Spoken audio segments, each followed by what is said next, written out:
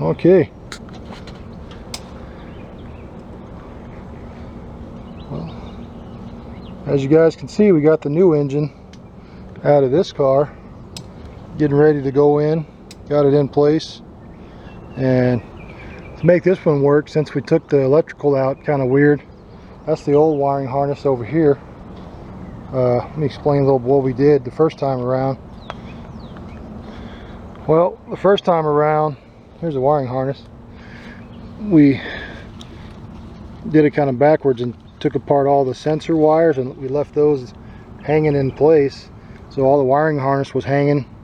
But on the other engine, we took out just the PCM, the fuse block right there, and the ABS connector. Left all the engine wiring hooked up, so it dropped out much easier. And so this is the old wiring harness, kind of a mess, as you can see. I mean, that's a lot of wires. But this other one everything should fit in place, so that's what we're doing. Getting ready to put this thing back in and start wiring it, connecting some stuff and hooking it back up. Okay, here's a little update for you guys. Got the engine in place, putting the chains on it, getting ready to hoist it back in place. So I'm going to try lifting this thing up, and as we're lifting it, we're going to raise this engine up, and right here is where the mounts go. We're going to line that up right here, put the 2 bolts in here, and focus on getting the transmission mount. Once we get that, this engine will be supported by the 2 mounts, and that should give us some wiggle room a little bit to get the subframe bolts in. And yeah, that'll be that. So just showing you guys, we got it hooked up on the A-frame and using the old trusty A-frame here, swing set, and it's been working good for us, and it'll come along. And so yeah, that's what we're doing.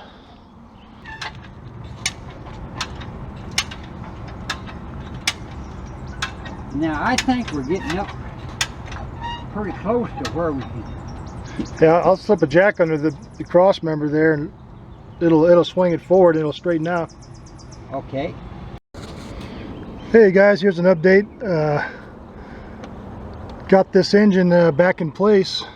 Have the 2 mounts. Got those bolts sucked down in.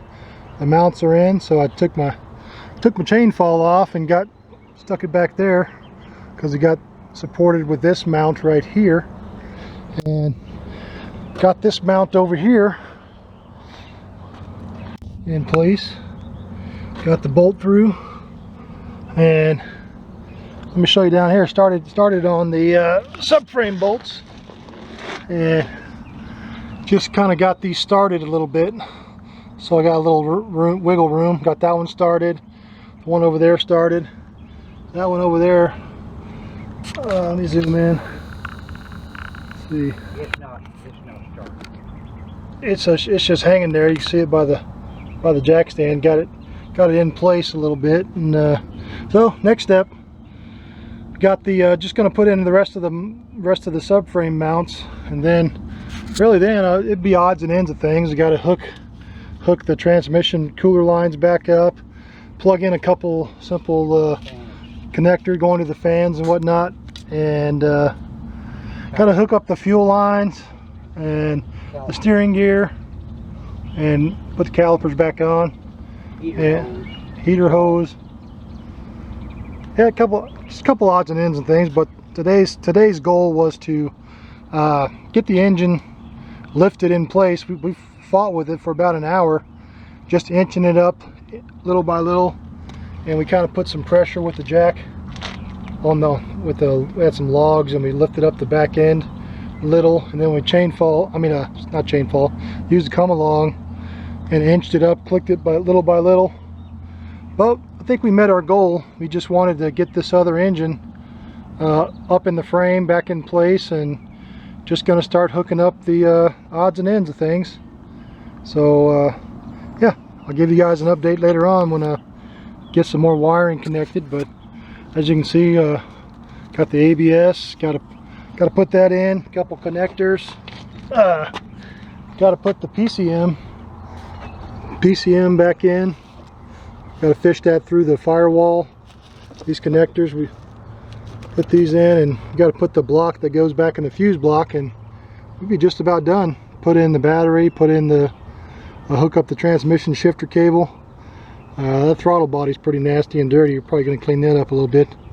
But yeah, we just about got her on the run. So yeah, that's where we're at.